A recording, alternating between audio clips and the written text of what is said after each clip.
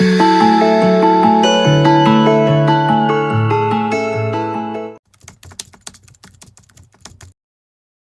वर को क्या वरूं जो बार बार मर जाए, ऐसे वर को वरूं जो मेरा चूड़ा मर जाए।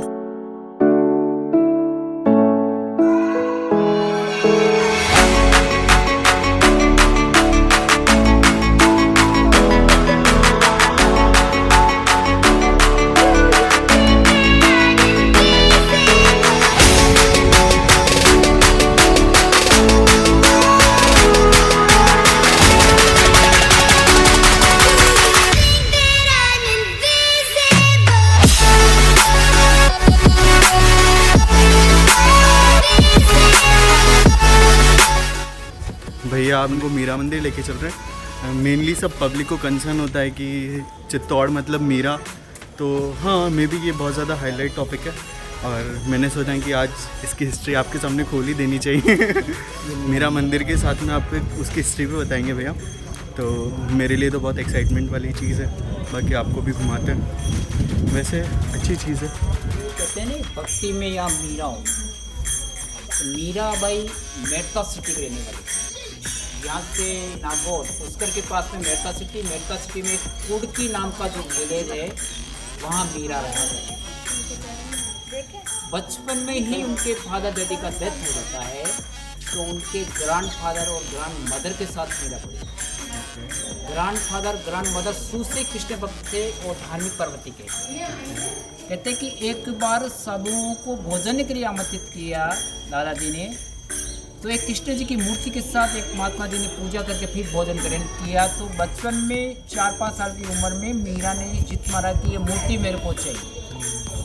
काफ़ी समझाने पर मीरा नहीं मानी, तो महात्मा जी ने उनको दे गई ये मूर्ति को रखा। मीरा इतनी खुश हुई कि महल के कक्ष में स्थापना करके रोज पूजा करना, फूलों का श्रृंगार करना काफ़ी समय तक चलता रहा।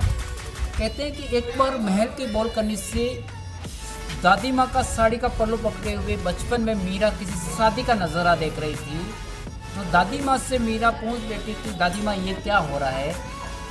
तो दादी माँ ने जवाब दिया ये दूल्हे की बारात निकल रही है। सेकंड क्वेश्चन मीरा ने उसी वक्त कह दिया कि मेरा दूल्हा कौन होगा। एक छोटे बच्चे के मुँह से अनायास ही कुछ ऐसे सपने निकल जाते हैं कि वो दुनियादारी की जानकारी नहीं रखता और ऐसे सब बोल जाता है।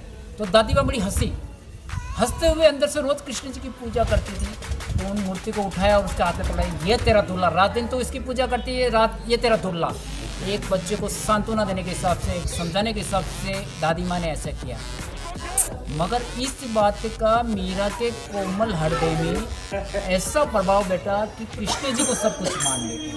समय गुजरा और मीरा बड़ी हुई, तो यहाँ के राणा सांगा के सबसे बड़े पुत्र भोजराज का जब विवाह का संदेश पहुँचा, तो मीरा ने इसका घोर विरोध किया। मीरा ने कहा कि मेरे तो कृष्ण गोपाल दूसरों ने। मीरा ने कहा कि ऐसे वर को क्या वरूं जो बार बार मर जाए, ऐसे वर को वरूं जो मेरा चूड़ा मर हो जाए। यानी कि कृष्ण जी कभी मरने वाले नहीं। समझाने पर भी मीरा शादी के लिए एग्री नहीं हुई, मगर दादा दादी के समझाने पर, बड़े बुजुर्गों के पोस्ट डालने पर मीरा ने उनका आदर और सत्कार रखते हुए शादी के लिए यस तो बोल दिया, मगर बीच में एक कंडीशन, एक शर्त रख दी कि जब मैं शादी करूंगी तो कृष्ण लल्ला को बीच में रख के साथ फेरे लूँगी। कहते कि जब लोगों ने उस वक्त कहा कि मीरा कोई बात नहीं मानती तो मूर्ति को साथ में देंगे, अभी तो समझा देते हैं। मीरा ने जब साथ फेरे लिए, कृष्ण जी को मूर्ति को सेंटर में रख के साथ फेरे लिए।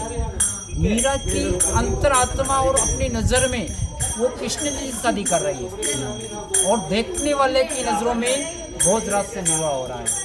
कहते कि भोजराज जब विवाह करके चित्तौड़ की ओर बाई घोड़ों से, बाई डोली से बारात लेके आ रहे थे, तो बीच में एक ठहराव हुआ रेस्ट के लिए। वहाँ सैनिकों को आदेश दिया कि पानी की व्यवस्था कीजिए। पानी की व्यवस्था नहीं बैठ पाई, तो भोजराज को क्या सूझा कि वो घोड़े से नीचे उतरकर मीरा की डोली के पास आकर बोले कि मीरा, हमने सुना है आपने कृष्ण जी की भक्ति की खातिर शादी करने से इनकार किया। आप भक्ति कितनी आत्मिकता से करते हो, कितनी श्रद्धा से करते हो, कितनी लगन से करते हो, आज हम देखना चाहते हैं। हमें पानी की आवश्यकता है। यदि आपके कृष्ण जी आज बिगर मौसम, जो पानी का मौसम भी नहीं है, उसमें पानी गिरा के बता दे तो हमेशा के लिए मैं आपके कृष्ण जी के हवाले कर दूंगा। ऐसा ये कहना हुआ, मीरा का डोली से नीचे उतरना हुआ, आसमान की ओर देखते हुए कृष्ण जी को पुकारने लगी मीरा। उसी वक्त बेमौसम गजने होकर बारिश होने लगी। तब से भोजराज का हृदय पिघला और संसार की नज़र में जरूर उसके साथ शादी करके आए, पर यहाँ आने के बाद में एक पूरी तरह मीरा को स्वतंत्र करते हुए एक नाम मात्र के सिमर रहे कि ये उनके पति है, उनको पूरी तरह कृष्ण जी के हवाले करते हुए उनके लिए अलग से मंदिर का अरेंजमेंट करा दिया गया और यहाँ मूर्ति की स्थापना कराकर राज परिवार द्वारा हमेशा के लिए जो भी पूजन सामग्री में सामानों की आवश्यकता है उसको देने का आदेश पारित कर दिए गए। मीरा पीहर से भी निडर होकर यहाँ कृष्ण भक्ति करने लगी। यहाँ तक कि उनकी आवाज़ में इतनी मधुरता थी कि रोड पर निकलने वाला खींचा चला जाता है कि इतनी मधुर आवाज़ कहाँ से आ रही है। उनके भजन इतने पॉपुलर हो गए कि आजू बाजू के बड़े बड़े साधु महात्मा सुनने के लिए आने लगे। कभी कभी मंदिर के जो कवाड़ ऑफ है, अंदर किसी जेंट्स का आवाज़ आ रही तो उनकी जो ननद उद्दा जो ये कंप्लेन करती भाई से कि भाभी किसी मर्द से बात कर रही है, तो किवाड़ खुलवा के देखते तो कृष्ण जी की मूर्ति के अलावा कोई नहीं मिलता है। ऐसे चरम सीमा पर मीरा की भक्ति थी। तब अचानक किसी नेचुरल बीमारी के खातिर उनके हस्बैंड का जो डेथ हो जाता है भोजराज का, तो उन्हीं का छोटा भाई विक्रमादित्य जब राजगद्दी पर बैठता है तो उनको ये चीज़ पसंद नहीं आती कि हमारी राजघराना की बहू होकर एक आम लोगों के साथ साधारण वेशभूषा में भजन कीर्तन करना और उनके नाचना कूदना।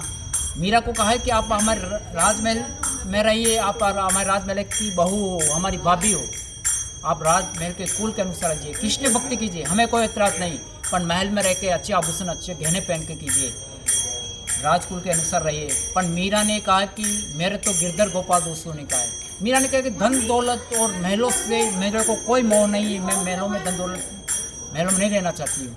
बार बार समझाने पर मीरा महलों में रहने से, अच्छे आभूषण अच्छे कपड़े पहनने से मना करती रही। तो उनके देवर ने देखा कि बार बार हमारे को कलंकित करती है, आप अपमानित होते हैं कि आपकी भाभी है, आप राजकुल के, आप साधारण लोगों के साथ बैठना उठना भजन करना उनको पसंद नहीं आता है। तो गुप्त रूप से उनको मारने की योजना बनाई गई। कहते कि खीर का प्रसाद जो राज परिवार द्वारा जो भोग के लिए प्रसाद जाता है, खीर का प्रसाद गया, खीर के प्रसाद के अंदर गुप्त रूप से उनको जहर मिला दिया गया ताकि मीरा भोग लगा के उस प्रसाद को लेगी तो मीरा मर जाएगी। मगर उस भोग लगाकर मीरा हंसते हंसते हरे कृष्ण कह के पी गई तो अमृत में कन्वर्ट हो गया कहते हैं। उसके बाद ये प्लान चौपट हुआ तो सेकंड फूलों के टोकरों के अंदर स्नेक्स भेज दिए, सांप भेज दिए गए, ऊपर फूल सजाकर। तो कृष्ण जी की कृपा से फूलों के हार हो गए। तरह तरह से मीरा को सताते रहे और आए दिन मारने की नई नई योजना बनाते रहे और मीरा कृष्ण जी की कृपा से वो विफल होते रहे।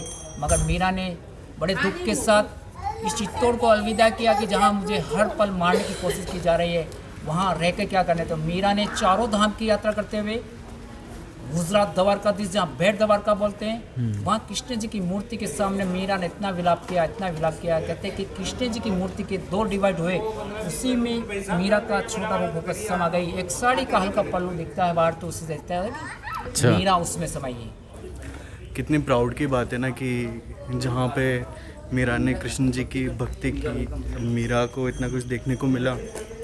आज अपन लोग उसी जगह पे हैं, वही चीज़ को फील कर पा रहे हैं, उसी चीज़ को देख पा रहे हैं। मैं तो अपने आप को बहुत ज़्यादा ब्लेस्ड फील कर रहा हूँ कि मैं यहाँ पे आ पाया। एटलीस्ट मैंने फील किया कि मीरा ने किस तरीके से उनको मतलब लाइक कृष्ण जी की भक्ति की होगी। बट बहुत अच्छी चीज़ है ये मेरे लिए कि मेरे को ये सब चीज़ देखने को मिली।